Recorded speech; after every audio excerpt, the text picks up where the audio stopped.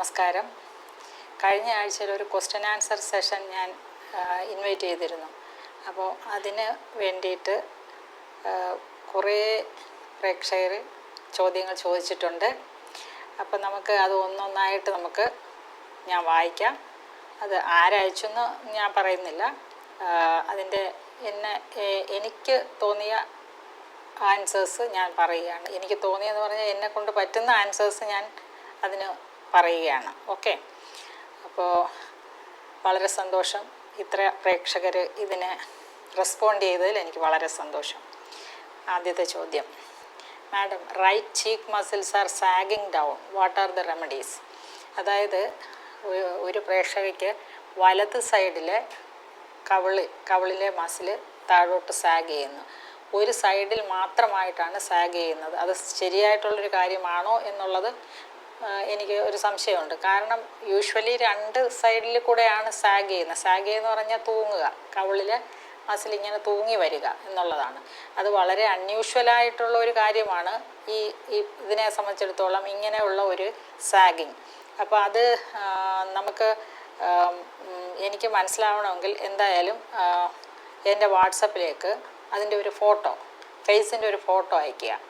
അപ്പോൾ ഞാനത് നോക്കിയിട്ട് അതിനെന്ത് റെമഡി ചെയ്യാൻ പറ്റുമെന്ന് പറഞ്ഞാൽ, യൂഷ്വലി രണ്ട് സൈഡിലേക്കുള്ള സാഗിങ്ങിന് നമ്മൾ സാധാരണ ഞാൻ പറയാറുണ്ട് ഫേസ് യോഗ. ഒരു വീഡിയോ ഇതിൽ കിടപ്പുണ്ട്. ഫേസ് യോഗയിൽ നമ്മൾ ഈ സൈഡിലേക്ക് ഇങ്ങനെ നന്നായിട്ട് അപ്വേർഡ് ലിഫ്റ്റിങ് കൊടുക്കുക. ഇപ്പം എൻ്റെ വാട്സപ്പിലേക്ക് നിങ്ങൾക്ക് ഫോട്ടോ അയക്കാൻ വിമുഖതയുണ്ടെങ്കിൽ ഞാനിപ്പോൾ പറയുന്ന കാര്യങ്ങളൊന്ന് ട്രൈ ചെയ്ത് നോക്കുക. റൈറ്റ് ചീക്ക് മസിൽസ് ആണെങ്കിൽ റൈറ്റ് സൈഡിൽ മാത്രമായിട്ട് ഈ ഒരു മൂവ്മെൻറ്റ്സ്, ഈ ഒരു രീതിയിൽ ഫേസ് ലിഫ്റ്റിംഗ് ചെയ്യുക. അപ്പോൾ ഇവിടെ കുഴപ്പമില്ലല്ലോ. അപ്പോൾ സാഗ് ചെയ്ത് കിടക്കുന്ന റൈറ്റ് സൈഡിലല്ലേ. അപ്പോൾ ഈ രീതിയിൽ ഒന്ന് നന്നായിട്ട് മസാജ് ചെയ്ത് വിടുക. അതെല്ലാ ദിവസവും 2-3 നേരം ചെയ്യുക. അത് മസാജ് ചെയ്യുന്നതിന് മുന്നേ എന്തെങ്കിലും നല്ല മോയ്സ്ചറൈസർ ഇൻ ദ സെൻസ് നമ്മളുടെ virgin coconut oil is the best one. അത് വെച്ചിട്ട് ഇങ്ങനെ ചെയ്യുക. അത് കഴിഞ്ഞ് ഈ ഭാഗത്ത് അതേപോലെ നന്നായിട്ടൊരു മൂവ്മെൻറ്റ് കൊടുക്കുക. പിന്നെ ഫേസ് ഫുള്ളായിട്ട് തന്നെ നന്നായിട്ട് മസാജ് ചെയ്യുന്നതാണ് നല്ലത് എപ്പോഴും. അപ്പോൾ ഇവിടെ മുകളിൽ ഫോർഹെഡ് എന്ന് പറയും, നെറ്റിയിൽ ഇതേ രീതിയിൽ മസാജ് ചെയ്യുക. ഇതെല്ലാം എപ്പോഴും ചെയ്യുമ്പം മിനിമം 30 ടൈംസ് ചെയ്യണം. 1 സെക്കൻഡ് കൊണ്ടാണ് ഇത് ചെയ്യേണ്ടത്. അപ്പം 30 ടൈംസ് വരുമ്പം 30 സെക്കൻഡാണ് നമുക്ക് ഈ ഒരു മൂവ്മെൻറ്റിന് വേണ്ടത്. അപ്പം അങ്ങനെ എപ്പോഴും ചെയ്യുക. അപ്പം അത് 2-3 പ്രാവശ്യം റിപ്പീറ്റഡായിട്ട് ചെയ്ത് നോക്കുക. അപ്പോൾ ഈ റൈറ്റ് സാഗ് മസിൽസ് എന്ന് പറഞ്ഞാൽ വളരെ അൺയൂഷ്വലാണ് ഒരു സൈഡിലേക്ക് വന്നത്. അതെന്തെങ്കിലും അസുഖത്തിൻ്റെ ഭാഗമാണോ എന്ന് നോക്കണം. നമ്പർ 1 ആയിട്ട് നമുക്ക് ഈ പല്ലിന് കേടൊക്കെ ഉണ്ടെങ്കിൽ ചിലപ്പോൾ അങ്ങനെ ഉണ്ടാവാൻ സാധ്യതയുണ്ട്. അല്ലെങ്കിൽ ഒരു പല്ല് എടുത്തു കളഞ്ഞാൽ നമുക്ക് അങ്ങനെ ഒരു ഡിസ്പ്രൊപ്പോർഷൻ ഉണ്ടാവാനൊരു സാധ്യതയുണ്ട്. പിന്നെ ചെവിയുടെ വേദന, അല്ലെങ്കിൽ ഇവിടെയുള്ള കവിളിൻ്റെ ഭാഗങ്ങളിലൊക്കെ വേദന, ബോണിന് വേദനയൊക്കെ ഉണ്ടെങ്കിൽ, പിന്നെ വളരെ കൂടുതലായിട്ട് വളരെ കോൺസ്പിക്യൂസ് ആയിട്ട് കാണുന്നെങ്കിൽ തീർച്ചയായിട്ടും പോയി അതിനെക്കുറിച്ച് ഒരു എക്സ്പേർട്ട് ഒപ്പീനിയൻ വാങ്ങണം എന്നുള്ളതാണ് എൻ്റെ അഭിപ്രായം. ഓക്കെ, അതാണ് ആദ്യത്തെ ചോദ്യം. ഇനി അടുത്തത് second question: having muscle loss especially on face due to diabetes medicine, kindly suggest a remedy, thank you. അപ്പം muscle loss especially on face due to diabetes. അപ്പോൾ ഇതിൽ പ്രധാനപ്പെട്ടൊരു കാര്യം, ഡയബറ്റീസ് എന്ന് പറഞ്ഞു കഴിഞ്ഞാൽ പ്രത്യേകിച്ചും ഇൻസുലിൻ എടുക്കുന്ന വ്യക്തികളിൽ മസിൽ ലോസ് ഉണ്ടാവും. അത് വളരെ ഇമ്പോർട്ടൻ്റ് ആയിട്ടുള്ള ഒരു ഫീച്ചറാണ്. ഇൻസുലിൻ ഇഞ്ചക്ഷൻ്റെ മസിൽ നന്നായിട്ട് ലോസ് ആവും. അപ്പോഴത്തേക്ക് ശരീരം തന്നെ ഒരു ശോഷിച്ച ലുക്കാണ്, എന്താ പറയുക, ഒരു ഉണങ്ങിയ ഒരു ലുക്കാണ്. അത് കാണുമ്പോൾ നമുക്കറിയാം. ശരിക്കും പറഞ്ഞാൽ ഒരു പേഷ്യൻ്റ് കയറി വരുമ്പം തന്നെ എനിക്ക് അവരുടെ അപ്പിയറൻസ് കാണുമ്പോൾ ഇവർ ഡയബറ്റിക് പേഷ്യൻ്റ് ആണോ എന്നെനിക്ക് തോന്നാറുണ്ട്. അപ്പോൾ അത് തന്നെയാണ് ഇവിടെയും വന്നിരിക്കുന്നത്. ഇൻസുലിൻ ഇഞ്ചക്ഷൻ എടുക്കുന്നെങ്കിൽ ഡെഫിനറ്റ്ലി അത് തന്നെയാണ് ഈ മസിൽ ലോസിൻ്റെ പ്രധാനപ്പെട്ട കാര്യം. കൂടാതെ നിങ്ങളുടെ ഷുഗർ ലെവൽ കൺട്രോളായി ഇരുന്നില്ല എങ്കിലും ഇതേ രീതിയിൽ മസിൽ ലോസ് ഉണ്ടാവും. അപ്പോൾ ഇതിന് ഏറ്റവും പ്രധാനപ്പെട്ട കാര്യം ഷുഗർ ലെവൽ മെയിൻറ്റെയിൻ ചെയ്യുക എന്നുള്ളത് തന്നെ. അപ്പോൾ അത് ഒരു ടൈപ്പ് 1 ഡയബറ്റിക് പേഷ്യൻ്റ് അല്ല എങ്കിൽ ഡെഫിനറ്റ്ലി നിങ്ങൾക്ക് ഇൻസുലിൻ ആവശ്യമില്ല. മാത്രമല്ല ടാബ്ലറ്റ്സ് വളരെ ലിമിറ്റഡായിട്ട് നമുക്ക് എടുത്താൽ മതിയാവും. പിന്നെ നന്നായിട്ട് എൻ്റെ LK ഡയറ്റ് പ്ലാൻ ഉണ്ട്. അത് ഇതുവരെയായിട്ടും നിങ്ങൾ ഇങ്ങനെയുള്ള ഒരു ഡയറ്റ് പ്ലാൻസ് ഒന്നും ഫോളോ ചെയ്തില്ല എങ്കിൽ you can follow LK diet plan. LK diet plan വളരെ നല്ല, അതായത് ഒരു low calorific value and high protein high fat ഡയറ്റാണത്. അത് പക്ഷേ at the same time it contains all the nutrients and fibres which are essential for the maintenance of body metabolism. അതിനകത്തെല്ലാം തന്നെയും എല്ലാ ന്യൂട്രിയൻസും അടങ്ങിയിട്ടുണ്ട്, ഫൈബറുണ്ട്, അതോടൊപ്പം നമ്മളുടെ കോണ്ടിമെൻറ്റ്സ് വെച്ചിട്ടുള്ള കരിഞ്ജീരക ചായ ഉണ്ട്. വളരെ ഇൻട്രസ്റ്റിംഗ്ലി അത് വളരെ എഫക്റ്റീവായിട്ടുള്ള ഒരു LK ഡയറ്റ് പ്ലാൻ ഞാൻ ഇതിനകത്ത് നമ്മൾ വീഡിയോ ചെയ്തിട്ടുണ്ട്. കരിഞ്ജീരക ചായ തുടങ്ങും, അത് കഴിഞ്ഞിട്ട് കൂടുതൽ നോൺ വെജിറ്റേറിയൻസിനാണെങ്കിൽ 2 നാടൻ മുട്ട, അതിനോടൊപ്പം വെർജിൻ കോക്കനട്ട് ഓയിൽ, പിന്നെ ഇഡ്ഡലി ദോശയൊക്കെ 1-2 കഴിക്കുക. ഹൈ ഡയബറ്റിക് പേഷ്യൻ്റ് ആണെങ്കിൽ 1 ഇഡ്ഡലി കഴിക്കുക, അല്ലെങ്കിൽ 1 ദോശ കഴിക്കുക. അല്ലെങ്കിൽ പിന്നെ 11 മണിക്ക് എന്തെങ്കിലും ഒരു വെജിറ്റബിൾ ജ്യൂസ് കഴിക്കുക. ഉച്ചയ്ക്ക് നന്നായിട്ട് സാലഡ്സ് അത്യാവശ്യം കഴിക്കണം. പിന്നെ കൂടുതൽ ഫിഷ് കഴിക്കുക, ഫിഷ് കറി വെച്ച് കഴിക്കുക. നോൺ വെജിറ്റേറിയൻസിൻ്റെ കാര്യം ഞാൻ പറയുന്നത്. മറ്റുള്ളവർ ഇതിന് പകരം പയറോ കടലയോ അങ്ങനെയുള്ള കൂടുതൽ ഹൈ പ്രോട്ടീൻ ആയിട്ടുള്ള വെജിറ്റേറിയൻ ഡയറ്റ് തന്നെ എടുക്കാം. പിന്നെ റൈസ് എന്ന് പറയുമ്പം 1 കൈപ്പിടി ഇത്ര സാലഡ്സ് എടുക്കുക, ഇത്ര ഫിഷ് എടുക്കുക. ഫിഷിന് പകരം മറ്റുള്ളവർക്ക് പൾസസ് ആവാം, പ്രോട്ടീൻ കണ്ടൻറ്റ് കൂടുതലായിട്ട് എടുക്കുകയും വേണം. പിന്നെ റൈസ് എന്ന് പറയുമ്പോൾ എപ്പോഴും ബ്രൗൺ റൈസ്, ഹോൾസം റൈസ് ആയിരിക്കണം. നന്നായിട്ട് ഒരു തവിട് നന്നായിട്ട് കൂടുതലുള്ള 100% തവിടുള്ള ഏറ്റവും നല്ലതാണ് ഇത്ര റൈസ് എടുത്താലും. അപ്പോൾ നമ്മൾ വയറ് വളരെ ഫില്ലിംഗ് ആയിരിക്കും. അതോടൊപ്പം virgin coconut oil is A must. 10 ml thrice daily ഉപയോഗിക്കുക. ഈവനിങ് ആകുമ്പോൾ നട്ട്സും സീഡ്സും അങ്ങനെയുള്ള എന്തെങ്കിലും സ്നാക്കിംഗ് ആവാം. അതോടൊപ്പം കരിഞ്ജീരക ചായ, കരിഞ്ജീരകം, ഏലക്ക, ചുക്ക്, നല്ല ജീരകം, കറുവപ്പട്ട, അങ്ങനെ ഒരു ചായ കിടപ്പില്ല ഇതിനകത്ത്. നിങ്ങൾ പലരും കണ്ടിട്ടുണ്ട്, പലരും അത് പ്രാക്ടീസ് ചെയ്യുന്നുണ്ട്.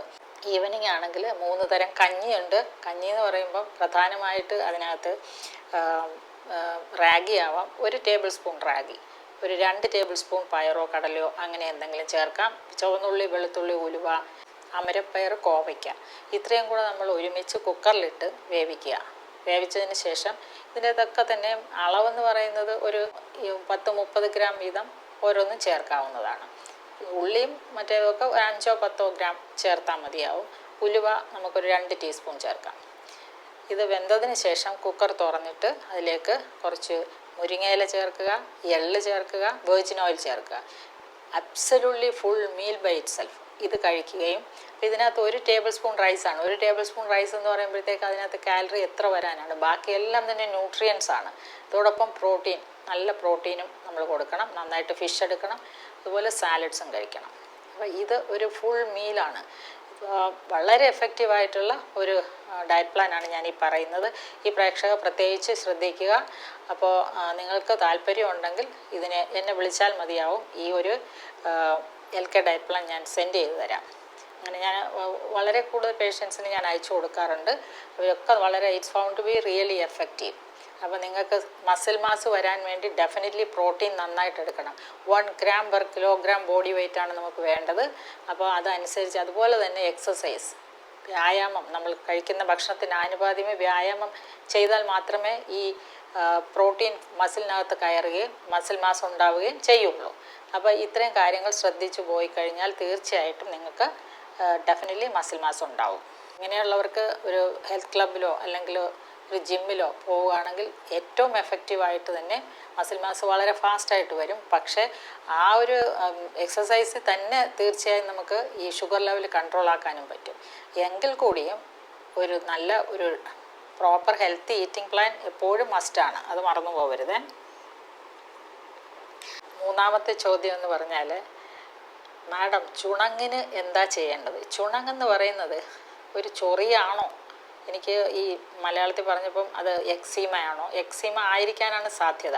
എക്സീമ പലതരത്തിലുണ്ട്. അറ്റോപിക് ഡെർമറ്റൈറ്റിസ് എന്ന് പറഞ്ഞ് ഒരു തരമുണ്ട്. പിന്നെ ലൈക്കൻ പ്ലാനസ്, അത് ഭയങ്കര ഒരു ഡിസ്കളറേഷനിൽ വരുന്നത്. പിന്നെ അതുപോലെ അലർജിക് ഡെർമറ്റൈറ്റിസ്. അപ്പോൾ ഇതെല്ലാം തന്നെയും ചൊറിച്ചിലാണ്. പിന്നെ ഇതിൻ്റെ ഏറ്റവും മുകളിലുള്ളതാണ് സോറിയാസിസ്. അപ്പോൾ ഇതിന് എന്താ ചെയ്യേണ്ടതെന്ന് പറഞ്ഞു കഴിഞ്ഞാൽ, ഈ നേരത്തെ ഞാൻ ഒരു പ്രേക്ഷകരോട് പറഞ്ഞതുപോലെ തന്നെ ഇവിടെയും എനിക്കൊരു പിക്ചർ അയക്കണം. പടം അയച്ചതിന് ശേഷം നമുക്ക് നേരിട്ട് ഈ ദൂരെയുള്ളവരാണെങ്കിൽ, അല്ലെങ്കിൽ ഞാൻ ട്രിവാൻഡ്രത്താണ്, ജഗതിയിലാണ് എൻ്റെ വീട്, ജഗതി കാർത്തിക ക്ലിനിക്ക്. അപ്പോൾ ട്രിവാൻഡ്രം ഇൻ ആൻഡ് അറൗണ്ടാണ്, നമുക്ക് വീട്ടിൽ വെച്ചിട്ട് കൺസൾട്ടേഷൻ എടുക്കുക. എന്നെ വിളിച്ചാൽ മതി, അല്ലെങ്കിൽ വാട്സപ്പിൽ മെസ്സേജ് ഇടുക. അതല്ല എങ്കിൽ ഔട്ട്സ്കർട്ട്സ് ട്രിവാൻഡ്രം ആണെങ്കിൽ തീർച്ചയായും ഒരു ഓൺലൈൻ കൺസൾട്ടേഷൻ പോസിബിളാണ്.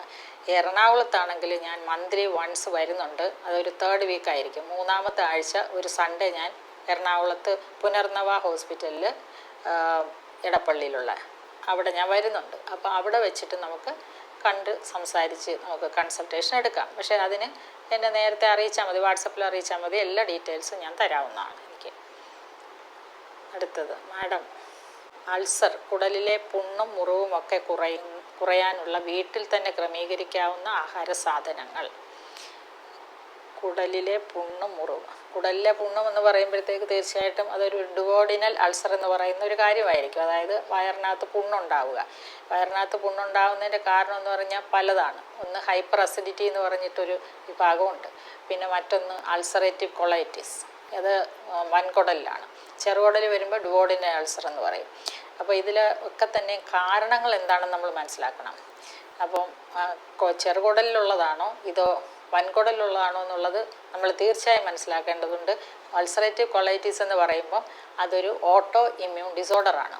അപ്പോൾ ഓട്ടോ ഇമ്മ്യൂൺ ഡിസോർഡറിന് 100% കഴിക്കേണ്ട ആഹാരങ്ങളല്ല ഡുവോഡിനൽ അൾസറിന് കഴിക്കേണ്ടത്. ഡുവോഡിനൽ അൾസറിന് തീർച്ചയായിട്ടും എരിവ്, പുളി, ചൂട്, കട്ടി ആഹാരം പാടെ കുറയ്ക്കണം. ചായ, കാപ്പി ഒട്ടുമേ പാടില്ല. പിന്നെ എല്ലാം തണുപ്പിച്ചെന്ന് പറഞ്ഞു കഴിഞ്ഞാൽ അന്നെന്നുള്ള ഭക്ഷണം നന്നായിട്ട് വേവിച്ച് നല്ലോണം നന്നായിട്ട് അരച്ചെടുത്ത് കഴിക്കുന്നത് ഏറ്റവും നല്ലതാണ്. ഇപ്പം കഞ്ഞിയൊക്കെ നന്നായിട്ട് അരച്ച് കഴിക്കുന്നത് നല്ലതാണ്. അതോടൊപ്പം മുട്ടയൊക്കെ ഒന്ന് ഒത്തിരി വേവിക്കാതെ അതിൻ്റെ മുട്ടയുടെ വെള്ളം ഒരു ഹാഫ് ബോയിൽഡായിട്ട് മുട്ട കഴിക്കുന്നത് നല്ലതായിരിക്കും. വെളുത്തുള്ളി വളരെ നല്ലതാണ് ഇതിന്. പിന്നെ ഇതിന് ക്രമീകരിക്കാവുന്ന ഭക്ഷണങ്ങൾ എന്ന് പറയുമ്പോൾ ഏറ്റവും നല്ലത് ഏത്തപ്പഴം, നല്ല പഴുത്തൊലഞ്ഞ നാടൻ ഏത്തപ്പഴം പുഴുങ്ങി കഴിക്കുന്നത് ഏറ്റവും നല്ലതാണ്. അതോടൊപ്പം ഈ ഏറ്റവും നല്ല മറ്റൊരു കാര്യമാണ് ഈന്തപ്പഴം, ഡേറ്റ്സ് വളരെ നല്ലതാണ്. അതോടൊപ്പം നമ്മളുടെ നല്ല തവിടുള്ള കഞ്ഞി, ചോറ്, റാഗി, കൂവരക് വളരെ നല്ലതാണ്. പിന്നെ പച്ചക്കറികളെല്ലാം നല്ലതാണ്, മീൻ നല്ലതാണ്. ഇതൊക്കെ തന്നെയും നിങ്ങൾക്ക് ഭക്ഷണം കഴിക്കാവുന്നതാണ്. പക്ഷേ എരിവ് പാടില്ല. എരിവില്ലാതെ വേണം ഇവർ കഴിക്കാൻ. തേങ്ങയും തേങ്ങാപ്പാലും ധാരാളം ഉപയോഗിക്കാം. പിന്നുള്ളത് നമ്മളുടെ പഴവർഗ്ഗങ്ങളിൽ പപ്പായ കഴിക്കാം. അധികം നാരുകളുള്ളതും പ്രശ്നം ഉണ്ടാക്കും, അൾസറില്ലേ. അതുപോലെ വയറ്, ഇപ്പം ഡുവോഡിനൽ അൾസറാണെങ്കിൽ വയറ് വിശന്നിരിക്കുന്ന സമയത്ത് ഒരു പ്രശ്നം ഉണ്ടാവില്ല. ആഹാരം കഴിച്ചു കഴിഞ്ഞ് അത് നമ്മുടെ സ്റ്റൊമക്കിൽ നിന്ന്, അതായത് ആമാശയത്തിൽ നിന്നും ചെറുകുടലിലേക്ക് പോകുന്ന സമയത്താണ് വേദന വരുന്നതെങ്കിൽ അത് ചെറുകുടലിലെ അൾസറാണ്. എന്ന് വെച്ചാൽ ആഹാരം ചെന്ന് അതിൽ തട്ടുമ്പോഴത്തേക്ക് വേദന വരും. അതേസമയം നമ്മൾ ആഹാരം കഴിക്കാതിരിക്കുമ്പം വേദന വരുന്നതാണെങ്കിൽ അത് സ്റ്റൊമക്കിലെ അൾസറാണ്. അതായത് ആമാശയത്തിൽ ആസിഡ് വന്നിട്ട് അൾസർ കൂടുതലായിട്ട് വേദന ഉണ്ടാക്കും. അപ്പോൾ അങ്ങനെ ആമാശയത്തിൽ ആണ് അൾസറെങ്കിൽ തീർച്ചയായും വയറ് വിശന്നിരിക്കാൻ പാടില്ല. അതുപോലെ തന്നെ പുളി എന്ന് പറയുമ്പം നമ്മുടെ നാരങ്ങ, പിക്കിള്, പിന്നെ കൂടുതലും മറ്റുള്ള പുളി, ഇപ്പോൾ ആളം പുളിയൊന്നും ഉപയോഗിക്കാനേ പറ്റത്തില്ല. അതുപോലെ മുളകിൻ്റെ കാര്യം ആലോചിക്കുകയേ വേണ്ട. അങ്ങനെ വളരെ റെസ്ട്രിക്റ്റഡ് ആയിട്ടുള്ളൊരു ഭക്ഷണക്രമവും അതുപോലെ തന്നെ ഇതുമായിട്ട് ബന്ധപ്പെട്ട ട്രീറ്റ്മെൻറ്റ്സ് ഇഷ്ടംപോലെ, എനിക്ക് ഈ രീതിയിലുള്ള ചികിത്സകൾ വളരെയധികമുണ്ട്. അപ്പോൾ താല്പര്യം ഉണ്ടെങ്കിൽ നിങ്ങൾക്ക് വാട്സപ്പിൽ മെസ്സേജ് ഇടുക, നമുക്കൊരു കൺസൾട്ടേഷൻ എടുക്കാവുന്നതാണ്. അതാണ് അൾസറിനെ കുറിച്ച് എനിക്ക് പറയാനുള്ളത്. Vitamin B12 for vegetarians. B12 deficiency എങ്ങനെ മാനേജ് ചെയ്യാം? വൈറ്റമിൻ B12 ഡെഫിഷ്യൻസി ഇപ്പോൾ ഈ കോവിഡ് ഇൻഡ്യൂസ്ഡ് ആയിട്ട് വളരെയധികം കാണുന്നുണ്ട്. Vitamin B12 deficiency, vitamin D deficiency. അപ്പോൾ ഇതിന് ഏറ്റവും നല്ല ഒരു കാര്യം മില്ലറ്റ്സിനകത്ത് വെജിറ്റേറിയൻസിന് മില്ലറ്റ്സ് ഉപയോഗിക്കുക. വൈറ്റമിൻ B12 ധാരാളമുണ്ട്. പ്രത്യേകിച്ചും ഫോക്സ്ടെയിൽ മില്ലറ്റിൽ നന്നായിട്ട് വൈറ്റമിൻ B12 ഉണ്ട്. മിക്കവാറും എല്ലാ മില്ലറ്റ്സിലും ഉണ്ടെങ്കിലും കൂടുതലായിട്ട് ഫോക്സ്ടെയിൽ മില്ലറ്റിലാണുള്ളത്. പിന്നെ നമ്മളുടെ നട്ട്സ്, ഡ്രൈ ഫ്രൂട്ട്സ്, അവയിലൊക്കെ നന്നായിട്ട് വൈറ്റമിൻ B12 കൂടുതലില്ല, കുറച്ച് ഒരു പരിധി വരെ ഉണ്ട്. അപ്പോൾ നിങ്ങൾക്ക് പിന്നെ ഈ പറഞ്ഞ പോലെ പാലുൽപ്പന്നങ്ങളും ഒരു പരിധി വരെ കഴിക്കുക. എന്നാലും അതിനകത്തും അത്ര കൂടുതലെന്ന് പറയാനില്ല. ഏറ്റവും നല്ലത് മില്ലറ്റ്സിൻ്റെ ഉപയോഗം നിങ്ങൾ കണ്ടിന്യൂ ചെയ്യുക. ഏറ്റവും നല്ല മില്ലറ്റ്സ്, ഓർഗാനിക് ആയിട്ടുള്ള മില്ലറ്റ്സ് വാങ്ങി ഉപയോഗിക്കുക. അതാണ് വൈറ്റമിൻ B12 പറ്റിയത്, B12 ഡെഫിഷ്യൻസി കുറയ്ക്കാൻ പറ്റിയത്. 40 above ലേഡീസിന് മസിൽ ബിൽഡിങ്ങിന് പറ്റിയ ഡയറ്റ് പ്ലാൻ തരുമോ മാഡം? അത് ഞാൻ നേരത്തെ പറഞ്ഞ ആ ഒരു ചോദ്യം തന്നെയാണ് വീണ്ടും ചോദിച്ചിരിക്കുന്നത്. ഈ മസിൽ ബിൽഡപ്പ് ചെയ്യണമെങ്കിൽ നിങ്ങൾ നന്നായിട്ട് വ്യായാമം ചെയ്യണം.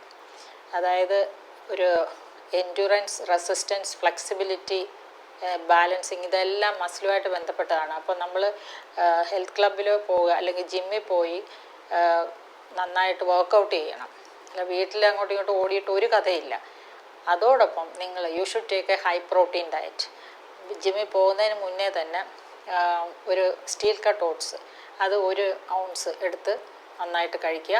അതോടൊപ്പം ഒരു 5 or 6 മുട്ട, അത് പ്രത്യേകിച്ച് വെള്ളക്കരുവാണ് കൂടുതൽ കഴിക്കുക. അല്ലെങ്കിൽ ഒരു 200-250 gram ചിക്കൻ, നല്ല നാടൻ ചിക്കൻ, അത് കഴിക്കുക. ഇത് കഴിച്ചതിന് ശേഷം വേണം നമ്മൾ ജിമ്മിൽ പോവാൻ. എങ്കിൽ മാത്രമേ നിങ്ങൾ വർക്കൗട്ട് ചെയ്യുന്ന സമയത്ത് മസിലേക്ക് ബിൽഡപ്പ് ചെയ്ത് വരുള്ളൂ, മസിൽ മാസ് കൂടും. അപ്പോൾ നിങ്ങൾക്ക് ഇത് ചോദിച്ചിരിക്കുന്നത് ആരാണോ, വായിച്ചിട്ട് കിട്ടുന്നില്ല, പേര് മനസ്സിലാവുന്നില്ല, ദീപ നായർ. 40 above ലേഡീസിന് മസിൽ ബിൽഡിങ്ങിന് ഇതാണ് വേണ്ട ഡയറ്റ് പ്ലാൻ. ഇത് റെഗുലറായിട്ട് നിങ്ങൾ ചെയ്ത് തീർച്ചയായിട്ടും മസിൽ ബിൽഡിങ് ഉണ്ടാവും. അതിന് ഡെഫിനറ്റ്ലി ജിമ്മില്ലാതെ ഒന്നും നടക്കത്തില്ല. Okay, what was your opinion about പൊന്നാൻ കണ്ണിച്ചീര? പൊന്നൻ കണ്ണിച്ചീര നല്ലത് തന്നെയാണ്. അതിപ്പം അതിന് സ്പെഷ്യലായിട്ടൊന്നും പറയാനില്ല. അത് മറ്റ് നമ്മളുടെ മുരിങ്ങയില പോലെ തന്നെ മറ്റൊരു ചീര, അത് ഇലവർഗ്ഗമാണെന്നേ ഉള്ളൂ. അത് നിങ്ങൾക്ക് വളരെ നല്ലതാണ്, ശരീരത്തിന് നിങ്ങൾക്ക് ഉപയോഗിക്കാവുന്നതാണ്. I have long hair but my hair becomes, അടുത്ത ചോദ്യമാണ്. I have long hair but my hair becomes thinning in my front portion due to my thyroid issue, please suggest a remedy. അപ്പോൾ ഇതിൻ്റെ കാരണം എന്താണെന്ന് നമ്മൾ ആദ്യം മനസ്സിലാക്കണം. ഇപ്പം ഈ ഹെയർ പ്രോബ്ലം ഒരു ആഗോള പ്രശ്നമായി മാറിയിരിക്കുകയാണ്. കുട്ടികളുടെ തലയിൽ ഒട്ടും മുടിയില്ല, അമ്മയ്ക്കൊക്കെ പിന്നെ മുടിയുണ്ട്. അപ്പോൾ ഇതിൻ്റെ കാരണം എന്താണെന്ന് നമ്മൾ ആദ്യം മനസ്സിലാക്കണം. കോവിഡ് ഇൻഡ്യൂസ്ഡ് ആയിട്ട് ഹെയർ ഫോൾ വളരെ കൂടുതലുണ്ട്. അതൊരു ഓട്ടോ ഇമ്മ്യൂൺ ഇഷ്യൂ ആയിട്ടാണ് എനിക്ക് തോന്നുന്നത്. അതോടൊപ്പം thyroid issue, vitamin D3 deficiency, അതുപോലെ വളരെയധികം മറ്റുള്ള ഫാക്ടേഴ്സ് തലയിൽ മുടി പോകുന്നതിന് കാരണമാണ്. പിന്നെ ഹെറിഡിറ്ററി പ്രീഡിസ്പോസിഷൻ, പിന്നെ നമ്മൾ ഉപയോഗിക്കുന്ന പേഴ്സണൽ കെയർ പ്രോഡക്ട്സ്, ഷാമ്പു ആവട്ടെ, എന്തെങ്കിലും ഹെയർ ഓയിലൊക്കെ ഉപയോഗിക്കുന്നെങ്കിൽ ഇതിൻ്റെയൊക്കെ തന്നെ സൈഡ് എഫക്ട്സ് ആയിട്ട് ഇക്കാര്യം ഉണ്ടാവുന്നുണ്ട്. അപ്പോൾ നമ്മൾ എന്താ ചെയ്യേണ്ടത്? നമ്മൾ തീർച്ചയായിട്ടും കാരണത്തെ മനസ്സിലാക്കണം. അതിന് ആദ്യം കുറേ ടെസ്റ്റുകൾ ചെയ്ത് നോക്കേണ്ടതുണ്ട്. ഞാനിപ്പോൾ പറഞ്ഞ കാര്യങ്ങളെല്ലാം കൺസേൺഡ് ആയിട്ടുള്ള. അപ്പോൾ എൻ്റെ ഹോസ്പിറ്റൽ ഇവിടെ ട്രിവാൻഡ്രത്താണ്.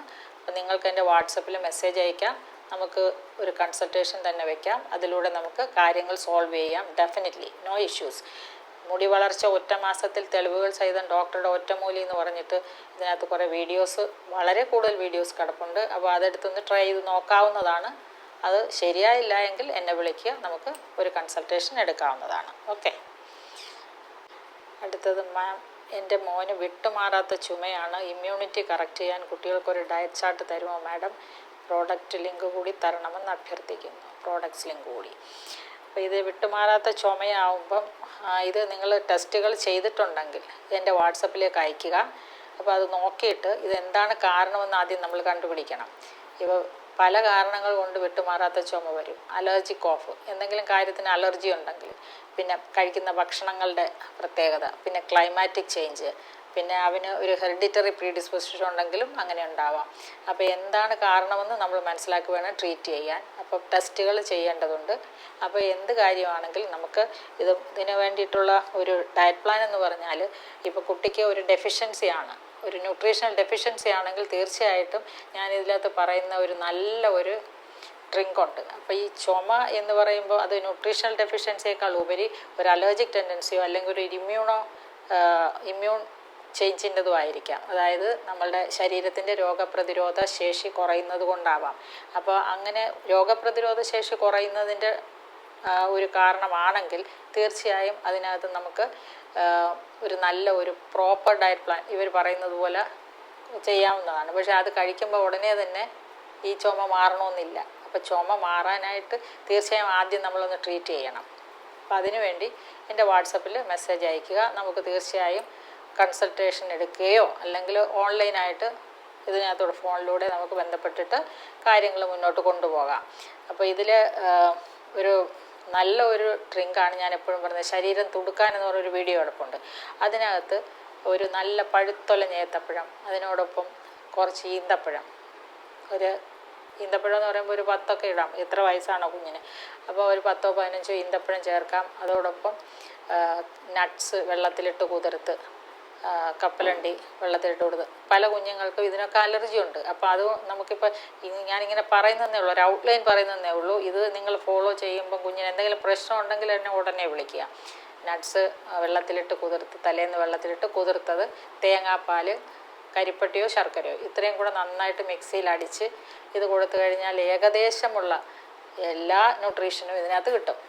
അപ്പോൾ കുഞ്ഞുങ്ങൾക്ക് നല്ല ആരോഗ്യവും ഉന്മേഷവും ഉണർവും വരുന്ന ഒരു നല്ല ഡ്രിങ്കാണ് ഞാനിപ്പോൾ പറഞ്ഞത്. ഓൾമോസ്റ്റ് നമുക്കെല്ലാ ന്യൂട്രീഷനും വളരെ ഫാസ്റ്റായിട്ട് ചീപ്പായിട്ട് കിട്ടുകയും ചെയ്യും. അപ്പോൾ അത് നിങ്ങൾ ട്രൈ ചെയ്ത് നോക്കുക. ശരിയായില്ലെങ്കിൽ എന്നെ വിളിക്കൂ. ഓക്കെ. അപ്പോൾ ഇപ്പോൾ ഈ ഒരു എപ്പിസോഡിൽ നമ്മൾ ഇവിടെ കൊണ്ട് ഞാൻ നിർത്തുകയാണ്. പിന്നെ അടുത്ത എപ്പിസോഡ്സിന് വളരെയധികം ചോദ്യങ്ങൾ വന്നിട്ടുണ്ട്. അടുത്ത എപ്പിസോഡിൽ വീണ്ടും കാണാം.